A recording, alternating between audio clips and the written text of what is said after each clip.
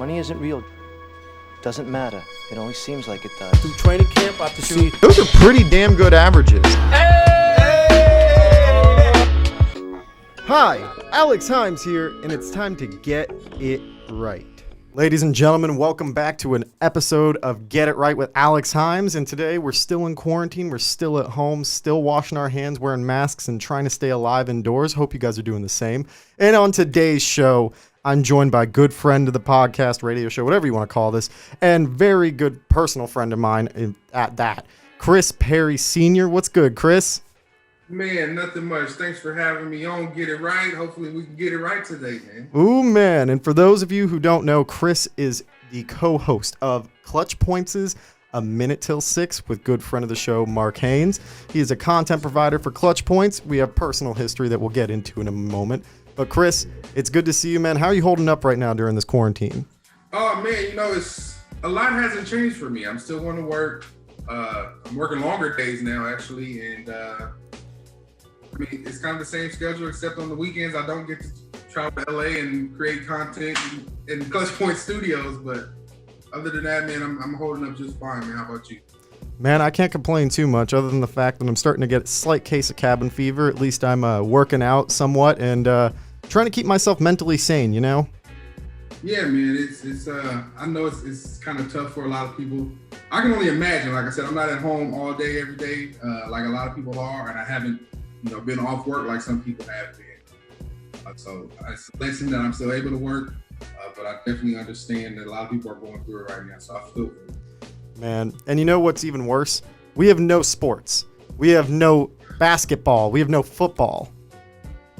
Yeah, that's the worst part of everything. Usually when I'm working, I'm on the road. I got my sports. I'm keeping up with updates and messages and all this stuff, man. It's dry as I don't know what right now. It's just people recycling content, trying to come up with anything. It's just God. I'm seeing people post old memes from like 10 years ago that are still somewhat accurate right now, and people are acting like it's the greatest thing ever. And it's like, wait, were you not here like 10 years ago when this was getting posted? No, they finally have time to get on social media and the internet and stuff, so they're catching up to the rest of it. Right. And it's funny because we're talking about no sports, and the one thing now that we're gonna miss is specifically here in LA, the battle between the Lakers and the Clippers, right? I mean, I don't know if we're going to miss it yet. It's not confirmed. They're still working on things. I'm feeling optimistic. For the last couple days, the NBA, the NHL, even Dr. Fauci has spoken very optimistically about things, being able to possibly come back. Whether fans are involved or not, yes, very possible that we can have some games coming back towards middle of May, end of May. Yeah. The only problem, though, is we wanted that now. We were expecting to start seeing playoffs start. We were expecting to see the NCAA tournament happen. And now we're left to think and debate. Who makes the finals between the Lakers and the Clippers? We already know that those are the two presumptive teams that'll meet in the Western Conference Finals and go at it. Right. The perfect battle of Los Angeles in the Staples Center, where things are going to get contentious, where you're going to see the Clippers cover the banners with photos of Clipper players, LOL still. And now we have to actually discuss, in your opinion, between the Lakers and the Clippers, who gets to the NBA Finals? In my opinion, based on where things were left off when the season, abruptly came to an end, you got to go with the Lakers. They had the better team rolling. I think the Clippers on paper looked better, but they weren't firing on all cylinders. And we can't say or guarantee that they were going to get that chemistry together. Even now, you can't even assume with this time off that they could build that chemistry because they can't be together. So the Lakers had a chemistry going. The Lakers had a bigger duo in Anthony Davis and LeBron James. Two top 5 players in the league on one team. At the end of the day, we can talk about just the playoff acumen or that championship pedigree. Two biggest names on the court. Kawhi, great player. Paul George not up there in the top 5 conversation. Having two top 5 players, I'm taking them at that point to go to the finals. And yeah, that's just where I'm at. What do you think, sir? All right, so I'm going to throw a couple things at you, right? Go ahead. For me, I have the Los Angeles Clippers, and this isn't my bias, contrary to what everyone can believe, right? I'm in LA, I get to see it up front, up close and personal. At work, I was covering a lot of Laker and Clipper games. All right. Never mind the Rondo jersey back there. No. Right, never mind that, and the Magic Johnson sign ball on the other side of this. You can't see it, but it's right up there.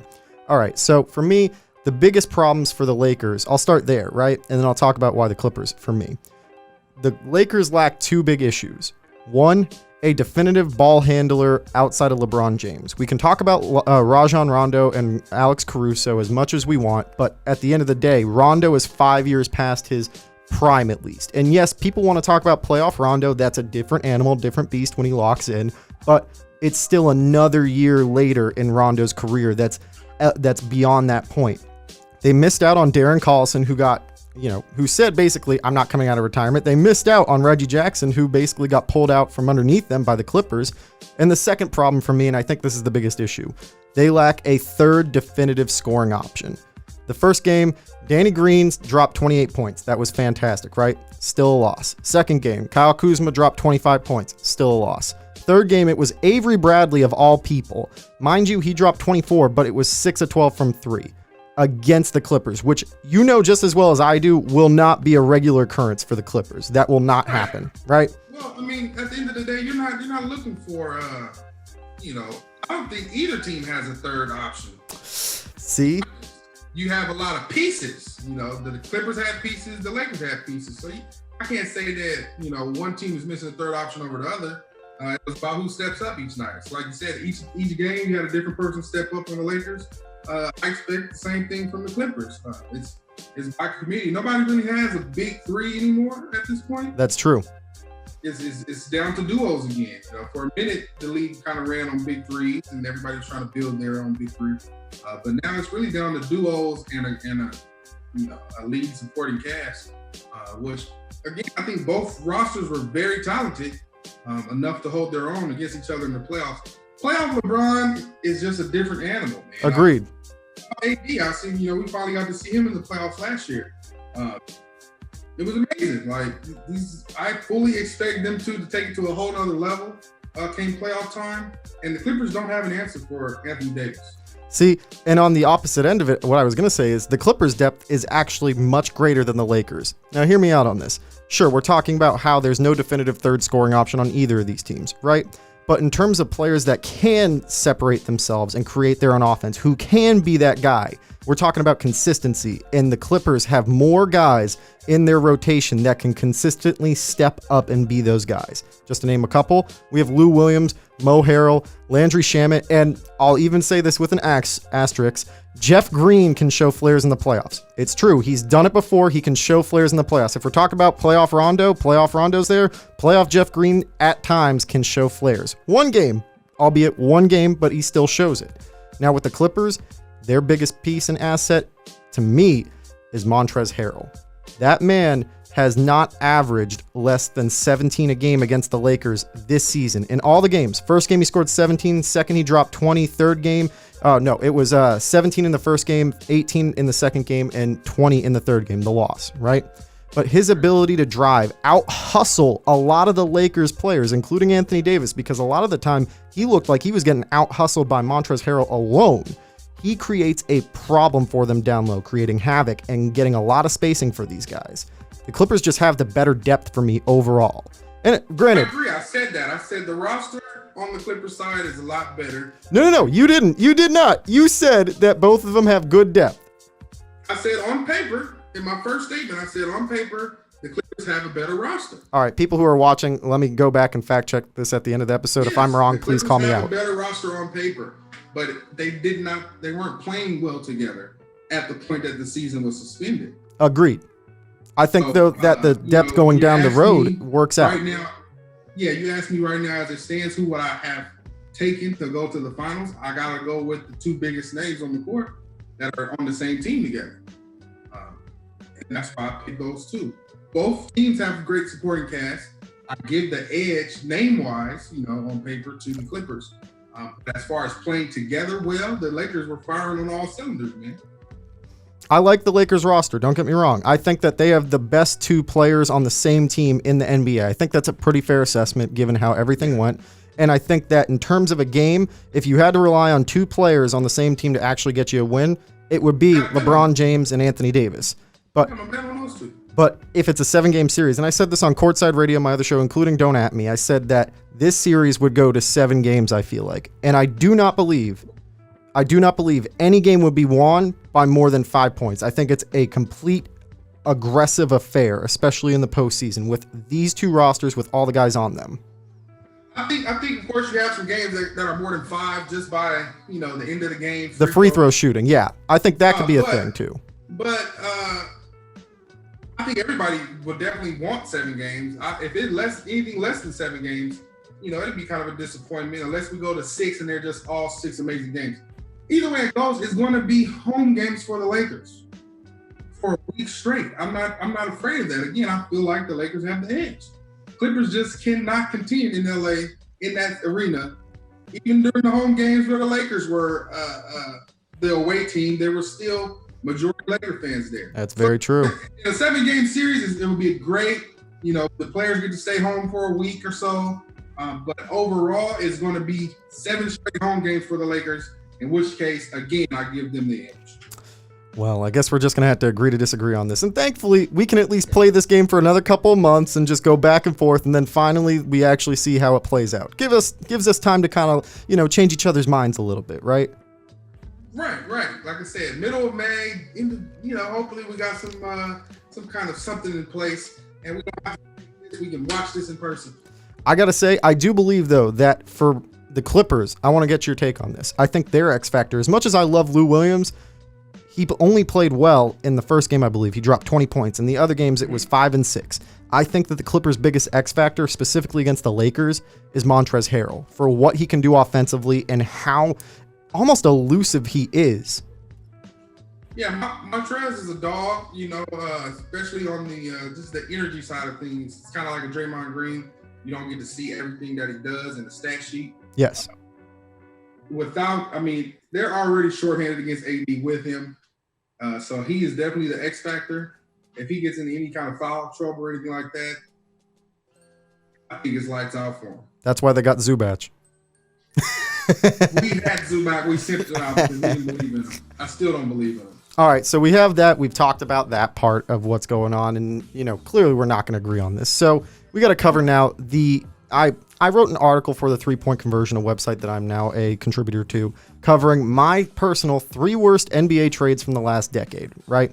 I'll give you the list, so those of you who hadn't read the article, which you should go check it out on the 3pointconversion.com, the 3 worst NBA trades from the last decade, plugged right there. My top 3 trades were, the first being the James Harden getting traded for pennies on the dollar to the Houston Rockets, the Boston Heist, where Brooklyn cashes in for 1 season of success, and then the Spurs neglecting better trades to ship Kawhi to Toronto. And I know you have some hot takes on there, so floor is yours, my friend. Listen, man, I'll start with the most recent. We can start with the Kawhi trade, in which case I don't believe it's one of the worst trades in NBA history, just because what did you expect him to get? You have a star player that has verbally publicly made it clear that he wants out. When that's like that, all the cards are on the table. The team isn't going to get too much for a player after that. In any sport, you just don't see the return that high because everybody knows the team that he's currently on is kind of handicapped. Yeah. To be able to even get DeMar DeRozan out of it, who is a solid player within himself, I felt like it wasn't too bad of a deal. It only really looked bad after they won the championship. It was hindsight. Hindsight's 2020. But the reason for me that trade was terrible was because the Spurs had better options to trade with. Namely, the Lakers were willing to ship Brandon Ingram, and we heard the packages that they were willing to put around him. Because Kawhi was... I don't know. It was still at that point that Kawhi necessarily didn't specify he wouldn't re-sign with the Lakers. It was just, I want to go to LA. There was no specifying whether it was the Clippers or the Lakers. So the money was basically on the court for either LA team. And the Clippers also had a package that could have included younger players, and they could have made better moves. It's just, to me, that trade was bad for the Spurs in particular because of what they turned down and what they neglected to even acknowledge was there. They neglected to acknowledge what the Lakers could have offered, and they settled on, don't get me wrong, I like DeMar DeRozan's game, but look what it's amounted to. They might miss the playoffs for the first time in 22 years of Popovich's tutelage. And he looks like he already wants to get out of there. I can't say that they just neglected the Lakers package. I have an understanding that, there was conversation there. They just couldn't come to a deal. I think the Spurs wanted more. They kind of the same situation in which the Pelicans did, getting AD to the Lakers. One of those cases where they know the Lakers want him, and he wants to go there, so they're trying to fleece the Lakers for everything they can. So in which case, the Lakers were smart in saying, hey, we're not going to do it. We're going to hold our pieces and line it up accordingly. We'll talk to them in the offseason. It didn't work out in the end, but I think that was the best course of action at the time.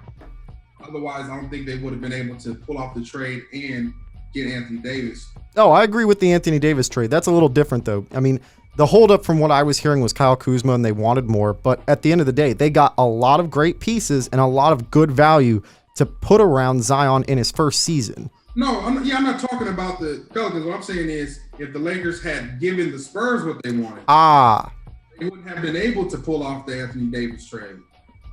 Whereas Kawhi was going to be a free agent, Anthony Davis wasn't. So they had to make the trade for AD and then play. So they played it the best they could. I don't, just like I said, the Spurs just trying to get too much out of it. Okay, so you have an issue with my third trade. You have an issue with my Spurs trade. I'm having an issue with the Spurs trade. The Brooklyn trade, I agree. The Nets just were in a win now mode. The 5-year plan. 5-year plan. We got to come up with a championship. Billy King was kind of handcuffed and had to just make some splash moves happen. For the long term, it didn't work out, of course, because that's not how you build a championship roster. Right. But again, hindsight 2020. They're trying to fill some seats in a new arena. The players that they acquired turned downhill very fast. Oh man, they had Pierce for 1 season. KG lasted a season and a half before he got traded. Pierce left in the offseason, and they went to the conference finals that year, and then they puttered. Danny Ainge to this day is the greatest GM for making that trade in Celtics history. And I say that with a lot of respect to Red Auerbach with what he's done with the Celtics. But if we're talking current era and what's gone on, Danny Ainge basically turned that trade into Colin Sexton, which was traded in the Kyrie Irving trade. Ironically enough, now him ending up in Brooklyn. We still netted James Young, which didn't work out necessarily, but we netted the 2 biggest pieces, which were Jaylen Brown and Jason Tatum. Yep. And salary cap flexibility with now we have Kemba Walker. We have a great squad. Yeah, I agree. It was a great move. I can't recall all of Red Auerbach's moves to be able to say it was the greatest Celtics move. But I'm gonna trust you for it because that's your area. You're a Celtics. I'm saying currently as it stands, right in the current era, because Red was way back. It's a little different. And what was the first one? What was the first trade you said? James Harden being traded for pennies on the dollar to the Houston Rockets. And the biggest issue with that trade was they tried. To their credit, they brought in at the moment, which was still viewed as high value pieces. Like Kevin Martin was still a crazy scorer in the league. Right. Jeremy Lamb was looked at a decent piece, and getting a couple picks, it looked all right? But the problem though was if they had waited a year longer, that NBA TV deal, the $24 billion deal, rose the salary cap like crazy. They would have been able to sign James Harden under the new salary cap like that. So it wasn't the James Harden problem. They had to choose regardless who they wanted to give the money to, whether Serge Ibaka or James Harden. And that's the problem. At this time, the NBA was still using big men. Fast forward, they're not really using big men. So Serge Ibaka at the time was playing out of his mind basketball. He's an elite rim protector. He's hitting down the 15 to 18 foot jumper. You have KD on the wing. You have Russ out there. I get it. They played, the numbers. They say, hey man, we'll bring in another scorer and Kevin Martin, etc. It was good. It was good. But again, hindsight 2020, you got James Harden goes over there to the Rockets. It becomes the man there. And everybody's like, they blew it. I agree. Yeah, I think they should have kept James Harden, of course. You keep that young trio together. You figure it out on the power forward and center front. But at the time they played their cards with Serge Ibaka, man. Again, I can't say definitely one of the worst. I think there's some worse trades out there in the last decade. Throw them out. Namely, one of them would be when the Portland Trailblazers shipped Gerald Wallace to the New Jersey Nets. Yep. 2012. Received one of the Nets draft picks that turned into Damian Lillard. And they took on that atrocious contract. He had another like 4 years, 40. He had the contract, and then he ended up in Boston because of the back end of that deal. Oh, right. Yeah. Yeah. So the Nets were not in playoff contention. So it really didn't make any sense to get Gerald Wallace for the next 2 years and give him a draft pick. But that was a horrible trade, and additionally one that we probably differ on would be when the Clippers shipped Baron Davis and a first-round draft pick to the Cavaliers for who did they get? It was Mo Williams and someone else. Jamario Moon, yes. Mo Williams and Jamario Moon. Mo Williams and Jamario Moon to the Clippers for Baron Davis and a first-round pick, and that first-round pick turns out to be Kyrie Irving. I'm telling you, the NBA put that together. If the Clippers held on to that pick, that would have not been the first overall pick because it was the Clippers. Because they traded it to Cleveland, the NBA looked at them. It became number one because Cleveland had it. Yes, 100%. You're telling me that them getting Anthony Bennett, Andrew Wiggins, and him wasn't a surprise? Come on, man. Just, hey, it was a surprise, but it was just the way the balls rolled, man. Balls don't roll that lucky for any team ever. That's a fact. Ball don't lie. All right. So we're talking about basketball, and now we got to get to probably the hardest part of this show for me is quick take real quick. I want to know, what was more surprising to you? Tom Brady leaving the New England Patriots to go to Tampa Bay, or DeAndre Hopkins getting traded for also pennies on the dollar? So, for me, the signing or the trade, neither move was a surprise for me. I had an inkling of both of them. The Tom Brady one 2 days before, and actually that morning I heard about DeAndre possibly getting traded that day. Okay, no. Without insider information, without anything like that, which in terms of whatever happened. So that's what I'm saying. The one that surprised me the most was what he got traded for. Yeah. That was mind-boggling. I still don't know. The trade isn't finite yet. It's not finished. There's still details to be hammered out. They said it'll be done by the draft. But just trying to figure out what is going on. David Johnson was David Johnson. In 2016. In the last 3 years collectively, he's had worse 3 years collectively. His 2016 season was his best season. In the last 3 years collectively, still have not amounted to what he did in 2016. Right. So, last year, I can't fault him. It's a new system. I don't think the system was catered to him. Agreed. So I'm hoping that in Houston, he'll kind of revert back to who we know David Johnson is, and will look similar to that, in which case the trade will be very much a little more even than what people think it is now.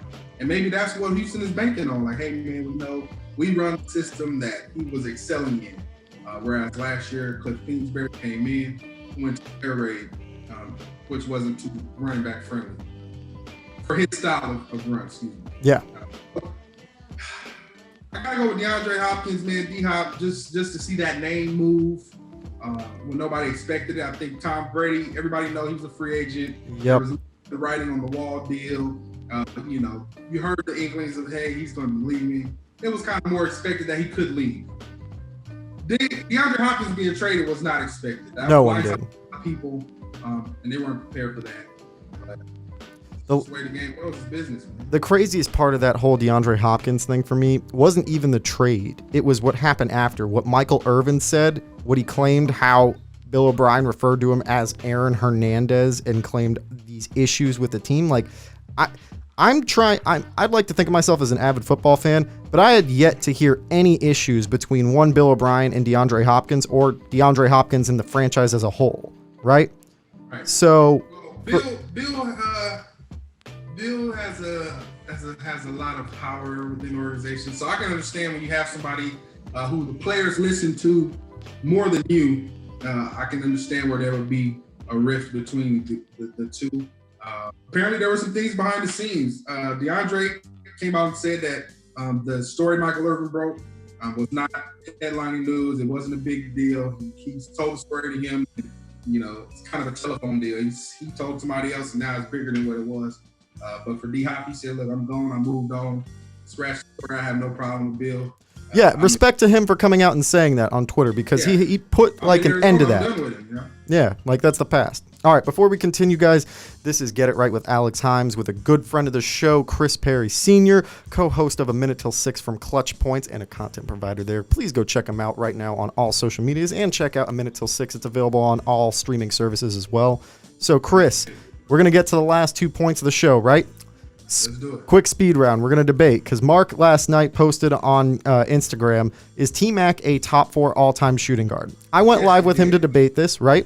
And I put my 2 cents out there and I explained myself. So I'm going to give you my list and tell you where T-Mac is, and then you'll tell me where you rank him. All right? Sure. So my list, I have Michael Jordan at 1, Kobe Bryant at 2, Allen Iverson, because I'm counting him there, as 3, James Harden at 4, right? Dwayne Wade at 5, Clyde Drexler 6, George Gervin, Iceman at 7, Ray Allen at 8, Manu Ginobili at 9, Reggie Miller at 10, and T-Mac is 11th right now, but by the end of his career will be overtaken by one Klay Thompson. So, do you think Tracy McGrady is a top 4 Hall of Famer? And if so, is my list correct or incorrect to you? Top 4 Hall of Famer. I mean, top 4 shooting guard, sorry. Top 4 shooting guard, hell no. Tracy McGrady is a great player. I enjoyed him even in his prime. The top 4 is a hell no.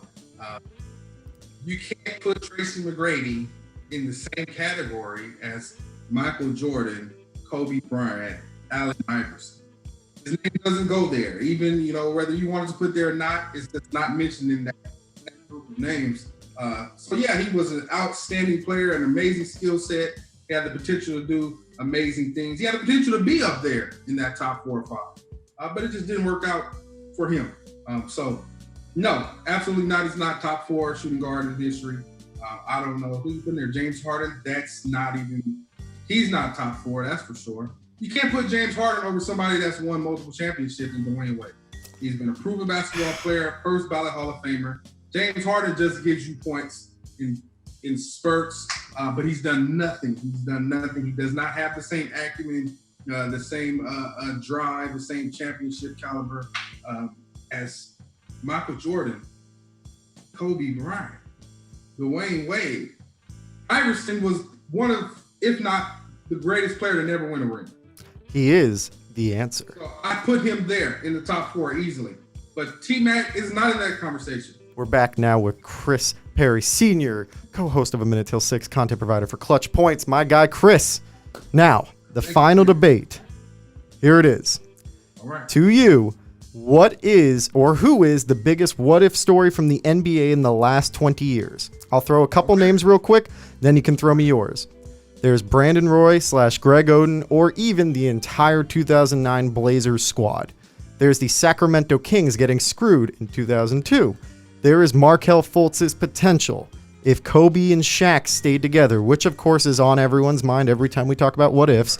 And the final one for me is if Kevin Garnett didn't go down in 2009 along with Kendrick Perkins' injury in the 2010 NBA Finals.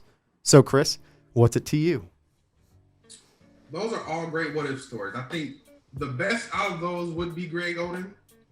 He had the most potential that anybody had ever seen that just never came to fruition because of injuries. Just couldn't operate. Markelle Fultz was good, but we never knew what he would be anyways. The Kings, who cares? Even if they would have won that one, they still would have never done anything else. Okay. Spicy, I like it. The Brandon Roy and the Blazers. They had a great team, but again, the West is always stacked every year.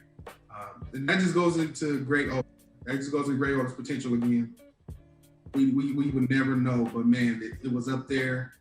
The possibilities were limitless, but we were also headed towards a positionless basketball too. So how many years were they going to be worth anything at that point? My biggest story, what if story, in the last 20 years would have to go back to the 99-2000 season. Right back to who we just talked about, Tracy McGrady. Okay. If Tracy McGrady, Stephen admitted, he broke the news that the Toronto Raptors had a deal in place to send Philly to Philadelphia 76ers to pair him with Allen Iverson. Iverson was 24 at the time. The Sixers were going to send Larry Hughes in a first-round pick for Tracy McGrady. If that trade was to happen, I think by far would have ended up, again, aside from knowing, what ended up with his injury history, that may have changed things. He wouldn't have to have been the only player with the ball. He wouldn't have to been the man all the time. And maybe work ethic changed next to another star like that. I think that possibly could have gone down as the best backcourt ever. I agree with that. And Tracy McGrady.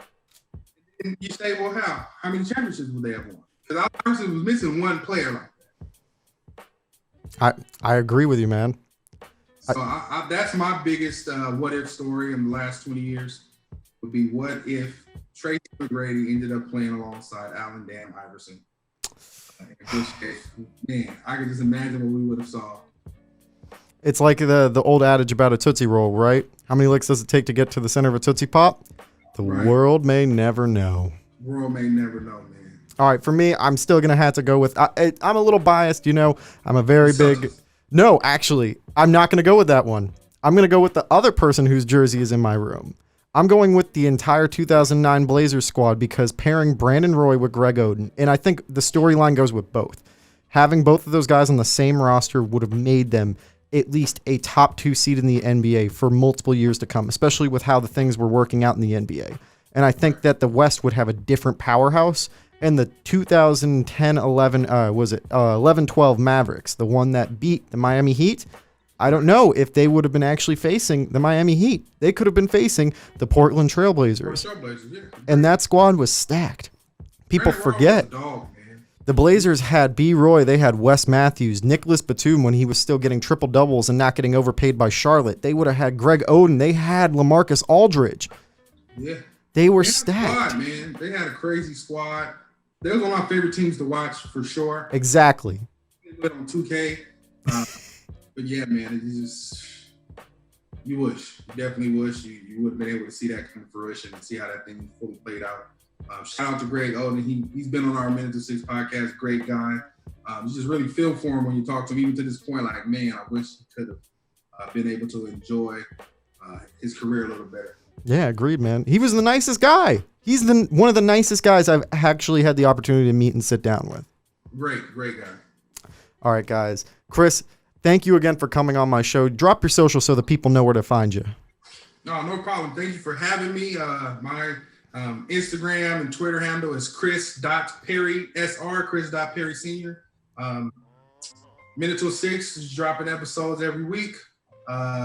Even within this pandemic, we're still working things out, trying to get some lives going with some players. So go ahead and look us up on Spotify, Apple, all major platforms for podcasts.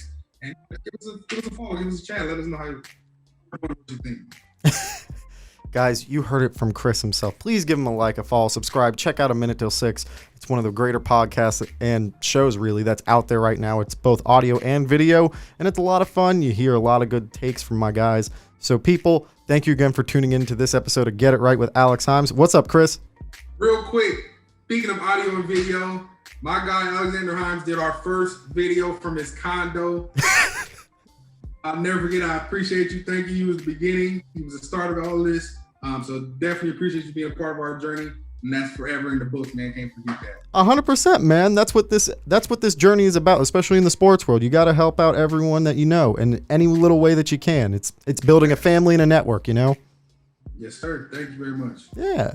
So, guys, Like I said, this has been the latest episode of Get It Right with Alex Himes. My guy Chris Perry Sr. coming on the show. Thanks again, bro. Thank you. And ladies and gentlemen, this has been another episode. Hope you guys are staying safe at home, washing your hands, wearing masks when you go out. And please, please, by God, listen to the government and do what they say. I don't say that always, but right now we're in an epidemic and it's up to you, just like it's up to me and Chris, to stay home, keep our loved ones safe, and also keep our own lives safe. So we'll catch you next week. Money isn't real. Doesn't matter. It only seems like it does. Through training camp, out to see. Those are pretty damn good averages.